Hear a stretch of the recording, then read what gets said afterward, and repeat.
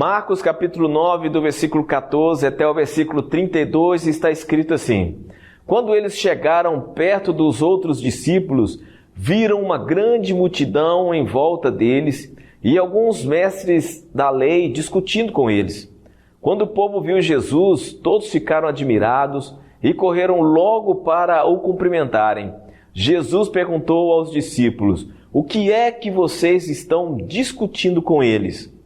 Um homem que estava na multidão respondeu: Mestre, eu trouxe o meu filho para o Senhor, porque ele está dominado por um espírito mau e não pode falar. Sempre que o espírito ataca o meu filho, joga-o no chão e ele começa a espumar e a ranger os dentes e ele está ficando cada vez mais fraco. Já pedi aos discípulos do Senhor que expulsassem o espírito, mas eles não conseguiram. Jesus disse: Gente sem fé, até quando ficarei com vocês? Até quando terei de aguentá-los? Tragam o menino aqui. Quando o levaram, o espírito viu Jesus e sacudiu com força o menino. Ele caiu e começou a rolar no chão, espumando pela boca. Aí Jesus perguntou ao pai: Quanto tempo faz que o seu filho está assim? O pai respondeu: Ele está assim desde pequeno. Muitas vezes o espírito o joga no fogo e na água para matá-lo. Mas se o Senhor pode, então nos ajude. Tenha pena de nós. Jesus respondeu: Se eu posso, tudo é possível para quem tem fé. Então o pai gritou: Eu tenho fé, ajude-me a ter mais fé ainda.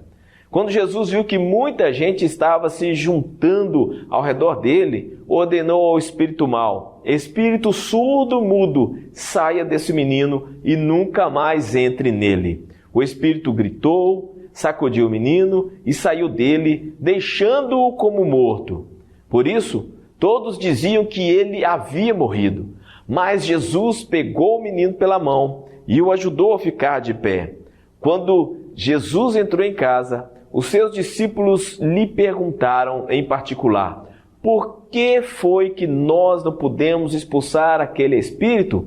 Jesus respondeu: Esse tipo de espírito só pode ser expulso com oração. Nós vemos aqui 3 grupos de pessoas diante do garoto endemoniado. Os escribas, que nessa versão que eu acabei de ler são chamados de mestres da lei. Os discípulos, com a sua frustrante missão de não ter conseguido expulsar o demônio, e o pai, que tinha uma fé fraca. Cada um reagiu a uma situação de uma forma diferente. Então vamos começar pelos escribas. Quem eram os escribas? Os escribas eram pessoas cuja profissão era escrever. Eles registravam e copiavam coisas importantes por escrito, como documentos legais ou administrativos, registros históricos, informação comercial e as escrituras. Nos tempos do Novo Testamento, os escribas também eram professores da lei judaica. Era como se fossem os nossos professores de teologia. Poucas pessoas sabiam ler e escrever nos tempos bíblicos. Por isso, a função de escriba era muito importante. Nos tempos de Jesus, eles eram doutores da lei. Além de copiar textos sagrados, eles também interpretavam. Por isso, eram muito respeitados entre os judeus. Muitas vezes foram repreendidos por Jesus por causa dos ensinamentos errados. Eles davam mais valor à tradição ou à religiosidade do que às leis de Deus. Você pode ver em vários textos que quando as pessoas recebiam cura, a principal preocupação deles era: por que você está carregando a sua cama no sábado? Ou por que Jesus está curando no sábado? Eles se preocupavam mais com o ritual do que com o beneficiado, que era a pessoa que havia recebido a cura.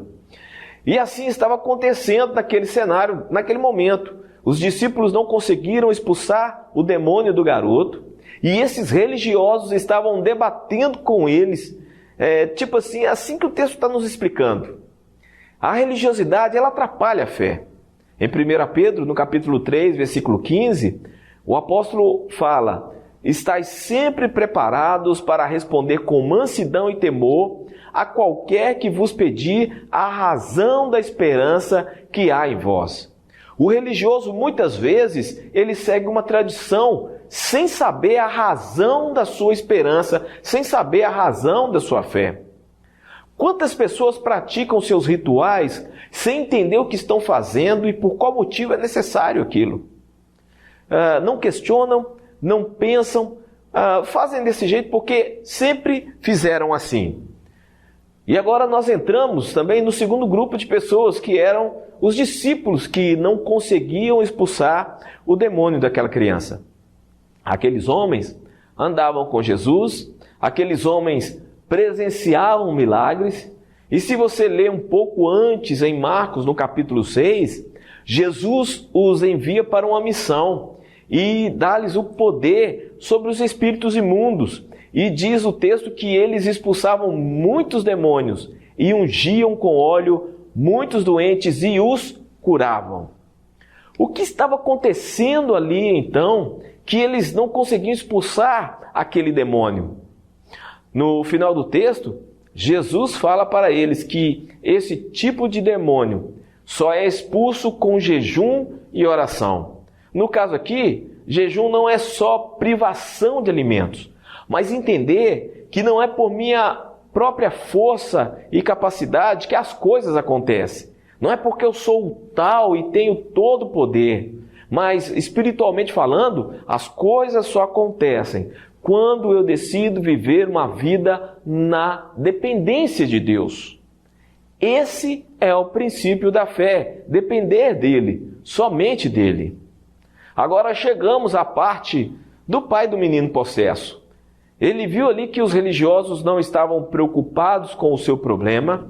Ele percebeu que os discípulos nada conseguiram fazer. E agora Jesus havia descido do monte. Ali estava o Filho de Deus.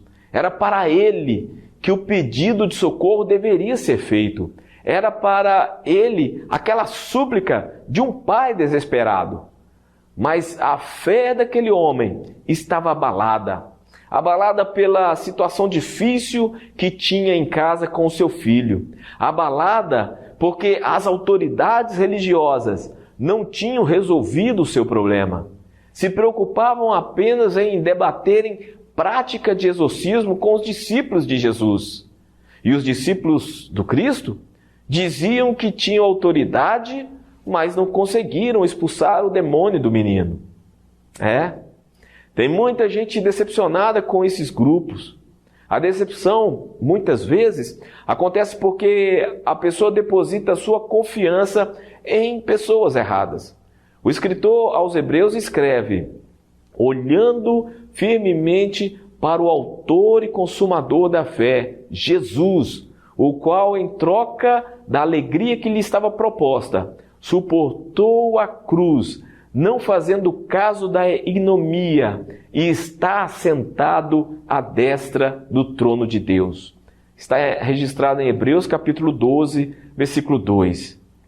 Jesus é o nosso maior exemplo de perseverança. Ele é o caminho que nos conduz ao Santo dos Santos, ou seja, à presença do Pai. Ele é também o consumador da nossa fé. Ele deu início à nossa fé e Ele também a concluiu, morrendo na cruz do Calvário pelos nossos pecados. Então, olhe para Jesus, persevere como Jesus, suporte as provações como Jesus e você terá coroa da vida ao fim de tudo. Aleluia! Voltando ao pedido daquele pai, eu disse que ele estava com a fé abalada. E a gente percebe isso no pedido feito a Jesus. Se o Senhor pode fazer algo, nos ajude. É claro que Ele pode. Ele é o Cristo, o Deus encarnado, o Filho do Deus Todo-Poderoso. Mas Jesus o desafia a ter fé. Fé não é uma oração feita em favor próprio.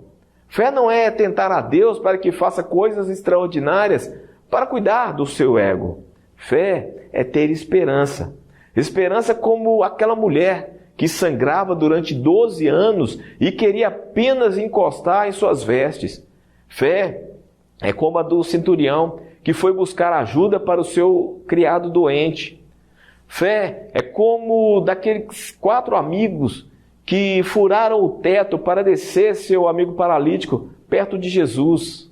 Sem fé é impossível agradar a Deus. A resposta daquele pai foi a mais bela. Eu tenho fé, me ajuda a ter mais fé. Eu tenho fé, mas ajuda a minha fé para que possa crescer mais. Eu tenho fé, venha em socorro da minha falta de fé. E o Cristo expulsa o demônio daquele menino. Agora ele estava liberto. Agora chegamos no título da mensagem com a pergunta: e quando eu não tenho fé o suficiente? Quantas vezes você pode ter orado e não acreditar mais que Deus vai fazer alguma coisa? Ou de repente você se vê em uma situação e fica pensando: por que aconteceu isso comigo? Muitas pessoas vivem influenciadas com as coisas difíceis que acontecem em sua vida. São consumidas pelos problemas e pelas dificuldades, mas é preciso entender que temos um Deus que nunca nos abandonou e sempre está ao nosso lado para nos proteger. Os problemas em nossas vidas têm que servir de adubo para que essa fé, como semente, possa crescer mais e mais. Tem pessoas que dizem assim: precisamos ter muita fé, como se fé fosse um objeto que deveríamos ter em grande quantidade. Mas a fé, ela é medida como um grão de mostarda. Essa pequena semente, ela precisa ser tratada para que tenha raízes profundas e possa crescer maior do que todas as verduras de uma horta. Qual o tamanho da sua fé? Em Mateus capítulo 21, versículo 22, Jesus diz: tudo o que pedi em oração, crendo recebereis. Não devemos duvidar de Deus, se Ele vai fazer ou não, devemos crer. Crer que se for da vontade dEle, iremos receber. É preciso andar com fé, sabendo que não importa o que aconteça, devemos permanecer firmes, inabaláveis, tendo a certeza de que Deus está conosco e Ele é tudo o que nós precisamos. Então, creia.